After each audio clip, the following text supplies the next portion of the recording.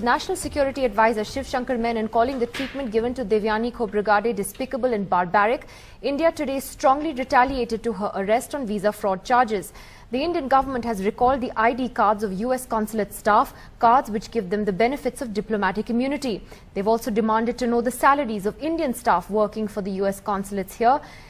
And the Indian government clear that it not only wants an apology for the way Ms. Khobragade was treated, she was strip searched, but also for the charges against her to be dropped.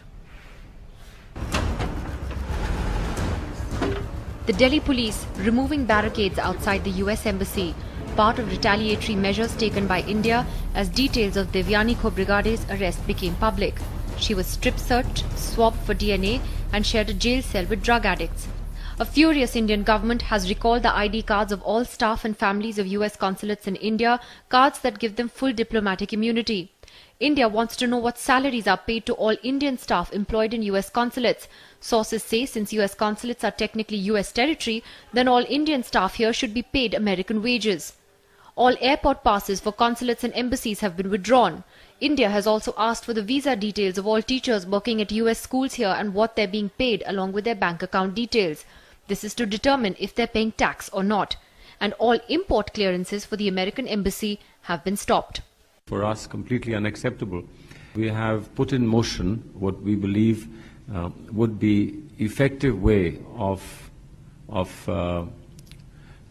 addressing this issue, but also in motion such steps that need to be taken to protect her dignity.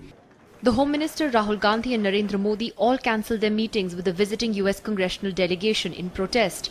Former Foreign Minister Yashwant Sinha went as far as to suggest the invocation of Section 377 on US diplomats in India.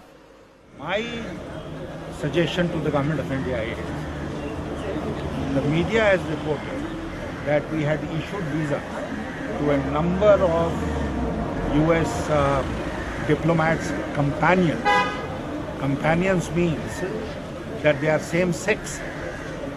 Now, after the Supreme Court ruling, it is completely illegal in our country, just as paying less wages was illegal in the US. So why doesn't the Government of India go ahead and arrest all of them?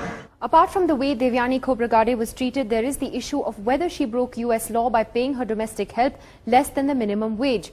Indian officials insist this is a grey area and that if indeed the law was broken, why did the US embassy give the domestic help a visa at all, knowing full well that the minimum wage was actually more than Devyani's own salary. They also insist that the help was not exploited. Her medical insurance, food, lodging and travel for home for vacation were all paid for by the Indian government. The question though is, if diplomats can't afford to pay their domestic help US salaries under US law, then why hire them at all? In New Delhi, Nidhi Razdan for NDTV.